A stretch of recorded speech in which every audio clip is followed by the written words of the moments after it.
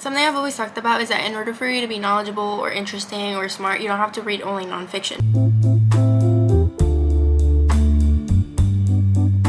Hello, my name is Natalia and welcome back to my vlog. As some of you might know, I have a book club with my friends. It's called Domingo Book Club, and we meet once a month. We have a pick. We each take turns to pick which book is next, and we read it for the month and then we talk about it, and it's super fun, and it's a way to keep up with our reading goals for the year. And just something that's been talked about more in the mainstream media, I think, lately, is that reading and being knowledgeable and studying is so important, especially right now that everything's so fast and you have like AI and everything coming. Like, the most precious things that we have is our brain, and nurturing it is so important, and that's why we promote the book club.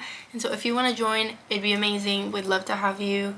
Though this is not a book that I've read for my book club, it's a book that I am super passionate about. I've read it twice now. One when I was in my teenage years, I'm not exactly sure when, and then another one in one of my literature classes when I was in college, and it's called On Earth We're Briefly Gorgeous. You might have heard me talk about it because I'm obsessed with this book. It's like my favorite book of all time, and I thought it was important for me to talk about it on here since I'm promoting, one, the book club, and two, us being knowledgeable and nurturing our brains. Something I've always talked about is that in order for you to be knowledgeable or interesting or smart, you don't have to read only nonfiction. Fiction's super important because it nourishes your ability to have empathy toward other people, and it puts you in other people's shoes. Therefore, it I think it expands your creativity. It expands your ability to connect with people. It's really amazing because if you can understand other people, you can connect with them, and that will take you way further than knowing just finance, you know what I mean? So before I start talking about this book, I think it'd be important for me to read the back just to give you a little intro, and then I'll tell you a little bit more about what I think about the book, what's important, and some things that I've written in one of my essays that I wrote for college that I thought was pretty interesting, and I think it'd be cool to share. So yeah. On Earth We're Briefly Gorgeous is a letter from a son to a mother who cannot read. Written when the speaker, Little Dog, is in his late 20s, the letter unearths a family's history that began before he was born. A history whose epicenter is rooted in Vietnam. At once a witness to the fraught yet undeniable love between a single mother and her son, it is also a brutally honest exploration of race, class, masculinity, and our current American movement.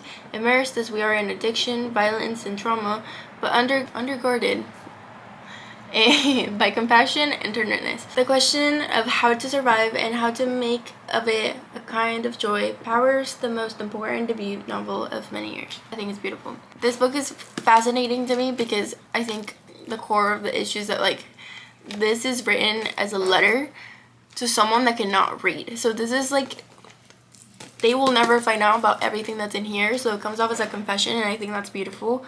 I think it's interesting to see how Little Dog in the book is trying to figure out what the best way to word this would be. Like, everything that he's had to say over so many years of his life, and he doesn't know how to say it. And even though he knows his mom's not gonna read it, he keeps catching himself just rewriting things in order to try to explain himself better. But it's such complicated feelings that there's not just one way to explain it. So it's kind of like going around in circles, finding different ways to explain that void and grief that he's been feeling over the years for all the experiences that he's had with active violence or addiction. Being poor and feeling like you're kind of like on the outside of like a community and you can't get in.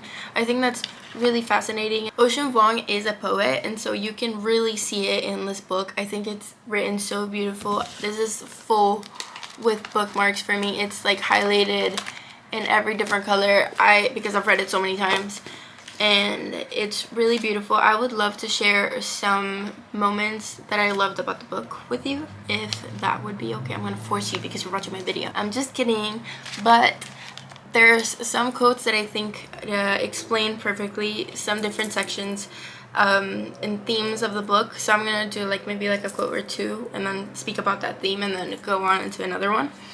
So the first one I have here is on page 91 of this copy, and it says, "The most common English word spoken in the nail salon was sorry. It was the one refrain for what it meant to work in the service of beauty. Again and again, I watched as manicurists bowed over a hand or a foot of a client, some young as 7, say, I'm sorry, I'm sorry, I'm so sorry, when they had done nothing wrong. It no longer merely apologizes, but insists, reminds, I'm here, right here, beneath you. It is the lowering of oneself so that the client feels right, superior, charitable. So for context, his mom worked in a nail salon, and he had to go and be there and help out multiple times, but he saw how it affected her hands, how it like she had to breathe in that air all the time. And so it's little things that he sees the power dynamics of where they are in the country and where they come from, and that reminder all the time that they have to make themselves smaller to be accepted, to fit in. These are habits that he learns and that he begins to apply into his life the older he gets. He learns that if he expresses himself the way he is, he will get attacked or he will get shut down, and so whatever, many different things. But the way that he learns to live is just by apologizing and by making himself smaller, and that falls into also relationships, like romantic relationships. Okay, and so then he meets the boy that he's going to be in love with, and it shows that same dynamic, because he says, Trevor, he said, straightening up, I'm Trevor. I would know only later that he was the Bufford's grandson working in the farm to stay away from his vodka-soaked old man. But because I am your son, I said. Sorry, because I am your son. My apology had become, by then, an extension of myself. It was my hello. To continue talking about the way that apologizing and making yourself smaller in order to fit into a culture, a place, or anything, and then transitioning onto how it impacts in relationships.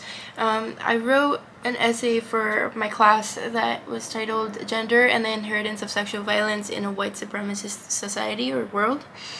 And in it I talk about On Earth We're Briefly Gorgeous. I'm going to read just 2 paragraphs of this of the essay. In the book On Earth We're Briefly Gorgeous, Little Dog's diminishing sense of self and his relationship with Trevor exposes the ways internalized racism and homophobia shape his earliest experiences of love, sex, and emotional attachment.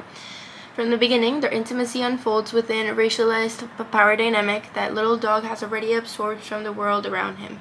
As a queer Vietnamese boy growing up in rural America, he understands that his desirability is always mediated through whiteness, and that his vulnerability comes from the comments others have made about how they perceive his body. On page 111, Little Dog says, to hide in a room in a broken-down mobile home was somehow a privilege, a chance. He was white, I was yellow, in the dark, our facts lit up, and our acts pinned us down. Little Dog explains how the times he felt the most seen and desired is in the dark, when nobody is ashamed of how he looks, and his poverty goes unnoticed. Trevor's attention, while tender at moments, places Little Dog in a position where he must navigate affection through the looming possibility of shame. Little Dog's body becomes the terrain on which these contradictions are negotiated, and where the longing to be seen exists in tensions with the threat of being reduced to an object of white desire. Vaughn uses Little Dog's internal narration to show how deeply he internalized the idea that love for someone like him must always involve a quiet surrendering of himself, a willingness to make himself small so that a white partner can remain comfortable. As the relationship develops, the dynamic between Little Dog and Trevor increasingly mirrors a colonial structure of domination and self-erasure, even though Trevor himself is not overtly sexually abusive. Trevor's understanding of masculinity is shaped by his father and by the inherited codes of white patriarchal culture, which creates an internalized homophobia that he cannot name but repeatedly reenacts. This inheritance manifests in the pressure he feels to distance himself from softness, from vulnerability, most crucially, from queerness. To Trevor, being intimate and vulnerable was a tragedy.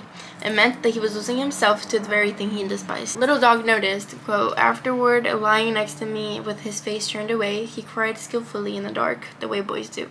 On page 115. With Little Dog, these impulses result in moments of rejection, emotional volatility, and physical dominance that make their sexual encounters feel fraught with contradiction. Trevor's desire is genuine, but it is filtered through a learned need to assert control, to maintain the upper hand, and to deny any behaviors that challenge the heteromasculine ideal that he has been raised to embody. For the little dog, these interactions reinforce his feelings that intimacy with a white partner may be possible only if he accepts the gradual erosion of his own needs, fears, and identity. So while that is really heavy, he is able to explore this in like such a beautiful lyrical way in his book. I think it's genuinely the most beautiful thing. Telling these stories and reading these stories are really important because these people deserve to be seen and heard and understood, or at least us making the effort to understand is the least we can do, I think. I'll make this video super long. I think another thing that he talks about a lot is criticizing, and to not make this video really long, I think it's important that he also talks about art and writing and his relationship to it and how different it is from society's relationship to art and writing, and especially in the Western world and the way we see it and the way it's centered around profit and always like climbing this ladder and attention. And for him it's something very different. Like for him, he's writing to somehow feel understood. Like it's the fact that he's writing all of this knowing that the person he's writing it to will never read it. It's not about the performance itself, it's about the channeling and almost pushing out all his feelings in a way that feels healing and empowering. One of the things that he says on page 189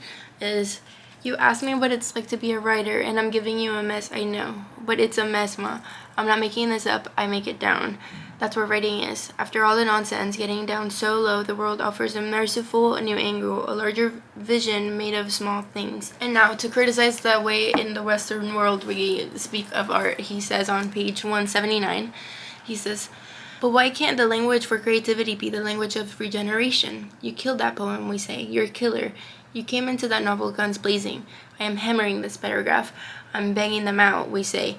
I owned that workshop. I shut it down. I crushed them. We smashed the competition. I'm wrestling with the muse. The state where people live is a battleground state. The audience, a target audience. Good for you, man," a once said to me at a party. "You're making a killing with poetry. You're knocking them dead."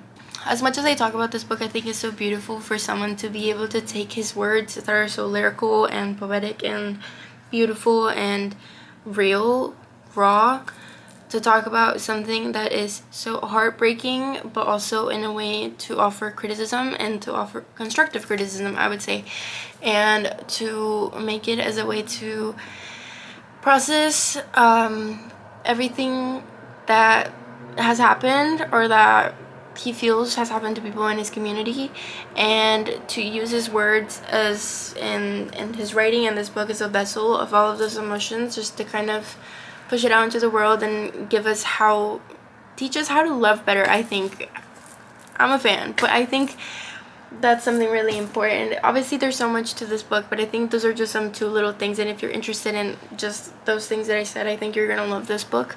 As always, you're more than welcome to join our book club. It's called Domingo Book Club, and if you feel that reading's hard for you, or that you can't focus, or that you read something and then you forget or whatever, I made a little worksheet. It's a little reading journal. It's super simple. It's like one of those things that they give you in high school, but you don't have to approach it that way. You can make it really whatever you want, and I'm gonna be sharing some of that here. So the reading journal, you can write what the book is, the author, the genre. You can rate it. You can talk about like a quick summary of what you thought the book was. You can write down your favorite quotes so it's easier to find them. You can write about characters and kind of their role or what you thought was important about them. You can talk about themes and just reflect on what you thought about the book and how it felt to you, because at the end of the day, that's what's important. It's that like completing the circle is reading it and thinking about it. That's what makes the work of art, the writing, the book, I think, what it is. If you've read this book before, I'd love to know what you think. I think it's my favorite book of all time, but I know there's a million ways to interpret this, so I would love to hear more about that. And yeah, I will be talking more about books here. Maybe not always, but here and there. I definitely love doing that, and if you want to talk about books a lot more, then join the book club. And anyway, but thank you so much for watching. Thank you for your time. If you have any thoughts, anything you want to say, any books you want to recommend, I'd love to read it in the comments. But we'll see you in the next one. Thank you.